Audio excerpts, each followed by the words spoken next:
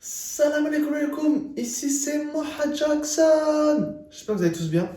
Donc hier, j'ai regardé le dernier Forbes, et je regardais notamment le classement des plus grandes fortunes françaises, et je suis tombé sur cet homme, donc Patrick Drahi. Donc c'est un homme qui est beaucoup décrié, puisqu'il possède de nombreux médias. Je vous mets juste après un petit extrait de Philippe Poutou qui le désingue. C'est assez drôle. Les grandes fortunes augmentent. Bon, vous avez un patron qui est quand même plutôt bien placé dans le classement, je sais pas combien il est, 12e, un truc comme ça, ou 11e. Drahi, 8 à 9 milliards. Bon. Donc vous voulez Et demander et au le grand problème, c'est patron que de payer si les ça- retraites. Hein Vous voulez demander au grand patron de payer les retraites des Français. Oui, mais parce que les Ce grands serait ça, patrons, ils votre ont volé solution. l'argent. Drahi, c'est un voleur. Bah, vous allez pas le dire, vous pouvez pas le dire, c'est votre patron. Non, mais c'est- non, mais c'est- sérieusement, ces gens-là, comment on Vous peut avoir... exprimez quand même sur sa chaîne savez- de télé, Ouais, vous pouvez pas dire un truc comme franchement, ça. Moi, je ne crache pas dans la main qui me nourrit. Non, mais- Un, rien ne vous permet de dire ça. Deux, c'est pas le sujet ce soir. Donc allez-y, Si, c'est le continuez. sujet parce qu'on veut nous expliquer que les retraites, il n'y a pas d'argent, qu'on est obligé de faire ça. Il faut aller le chercher ailleurs, Ouais. c'est ça. Alors quand on est dans une situation où les gens ils ont même pas 1200 euros par mois, le SMIC il est à 1200. Aujourd'hui qu'il y ait autant de richesse que ça, on va pas revenir sur Drahi, mais Mais non, globalement les milliards qu'il y a et puis la fraude fiscale, l'évasion fiscale, pourquoi on n'en parle plus de ça? Ce sont 80 milliards à peu près d'euros de manque à gagner pour l'État. Tous ces gens-là se sportent de ces gens-là qui vont tricher en déplaçant l'argent. Pourquoi on parle pas de ça? Donc c'est pour ça qu'il y a de quoi s'énerver. Vous ne pouvez pas Oui, lancer mais en des même temps- accusations comme Si, ça parce sans que- aucune mais- preuve. Pablo, je Mais voudrais si, qu'on mais laisse- si, non, la preuve c'est voudrais qu'on l'impôt laisse sur la les parole à sociétés. Pablo. Mais non, mais c'est légal, parce que c'est du vol légal. C'est pour ça que ça nous scandalise. Merci beaucoup. Merci d'avoir été avec nous. Ouais, Philippe. je vous ai écouté presque jusqu'au bout. Presque. Et Merci. puis,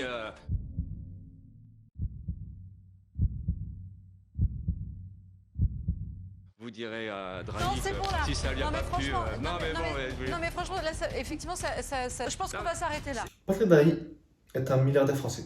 Il a fait fortune dans les télécommunications. Aujourd'hui, sa fortune est estimée à 4,3 milliards d'euros et le classe 22e fortune.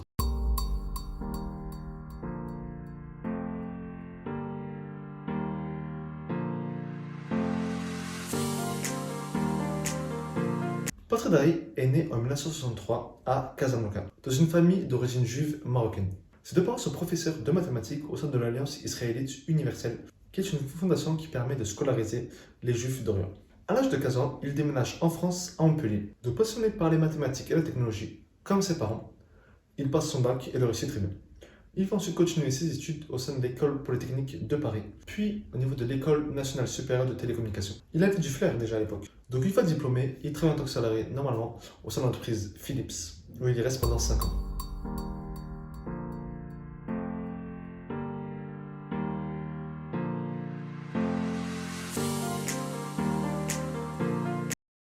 Il faut savoir que dans les années 80, le câble cartonne aux États-Unis. Mais cette technologie intéresse peu en France.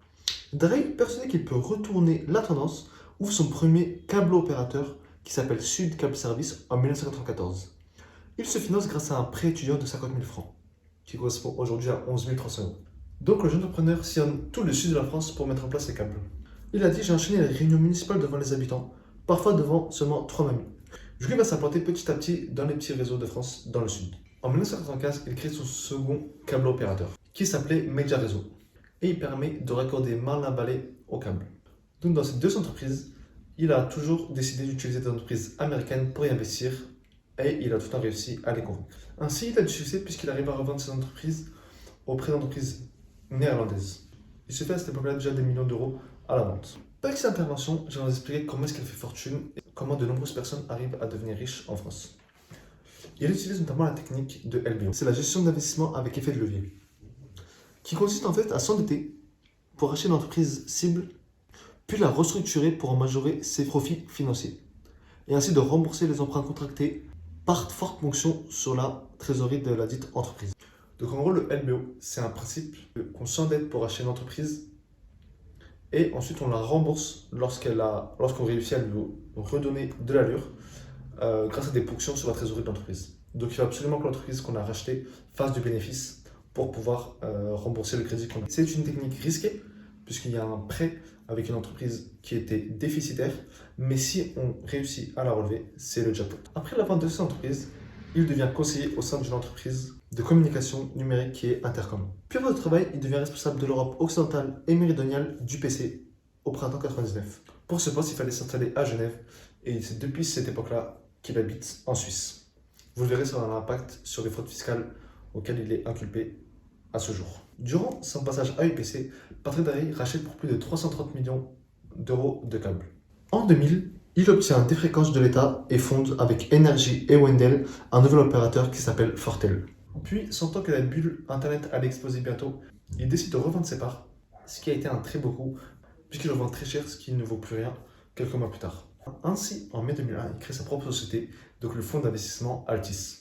À ce moment, il est déjà énormément riche, grâce aux nombreuses ventes qu'il a réalisées, notamment dans les câbles. Grâce à ce fonds d'investissement, Patrick Drahi se met à racheter énormément d'entreprises qui travaillaient dans ce domaine, donc les câbles opérateurs. Très rapidement, et en moins de 4 ans, son fonds d'investissement, donc Altis, devient propriétaire de 99% des câbles en France. En fait, il contrôle toutes les communications. C'est une dinguerie. Son fonds d'investissement a notamment racheté Numéricable, Nous France, Télécom Câble, ou encore UPC France. Là où il avait une petite part, aujourd'hui il a racheté. Aujourd'hui, bien compris. Allez. Donc en fait, son fonds d'investissement possédait pratiquement tous les câbles de France. Donc on avait besoin pour tout, surtout Internet, téléphone. Voilà. Donc si tu veux utiliser un téléphone, Internet, il fallait passer par les câbles de Monsieur Drahi. C'est pour ça qu'il est devenu si riche.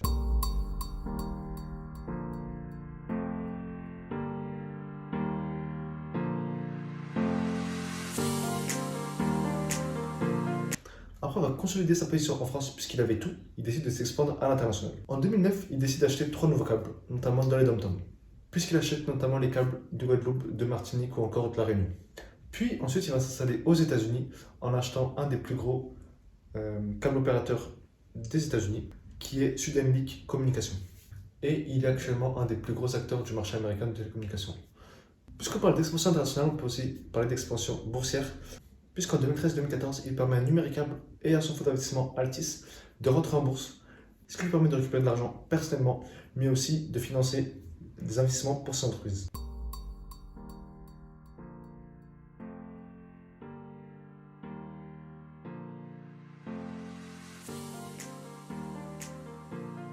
Patrick Drahi ne se contente pas uniquement des télécommunications.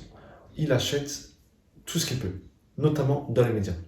Ça commence notamment par le rachat de Libération en 2014, qui était dans de mauvaises conditions financières et décide de le racheter. Puis l'année d'après, en 2015, il décide de racheter l'Express et d'autres journaux de filiales comme d'Expansion, Studio Ciné Live, Lire Mieux ou encore Classica et Pianiste.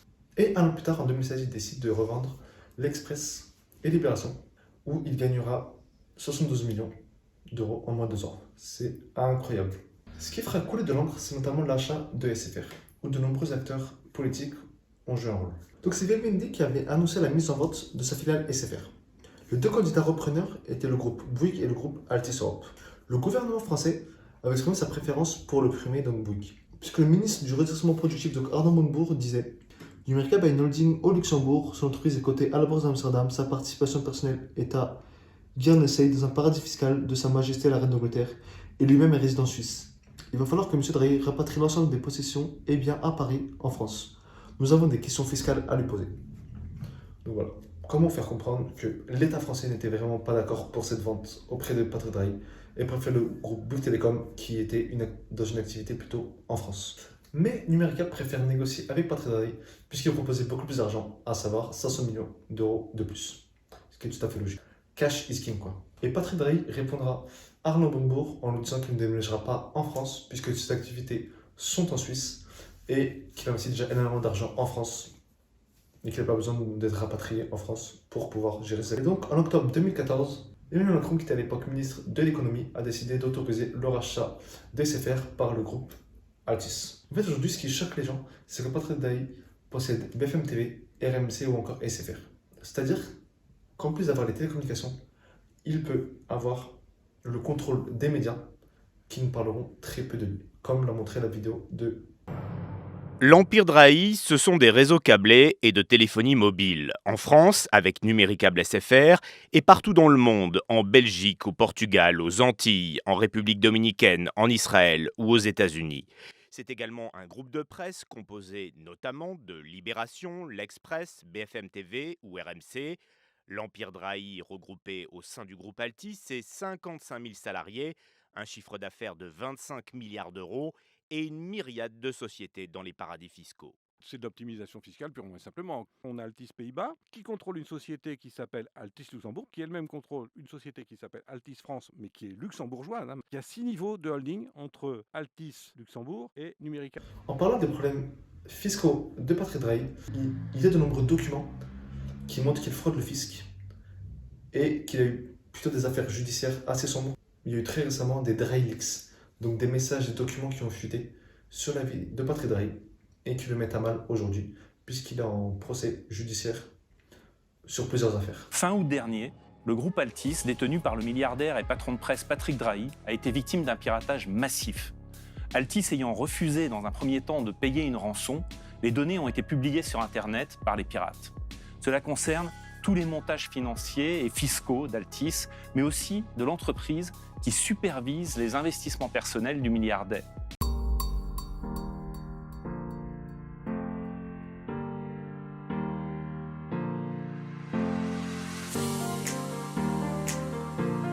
Donc voilà, j'ai fini cette vidéo sur Patrick Drahi. Donc il faut savoir que Patrick Drahi a su transformer ses rêves en réalité grâce à son esprit entrepreneurial et sa passion pour l'innovation.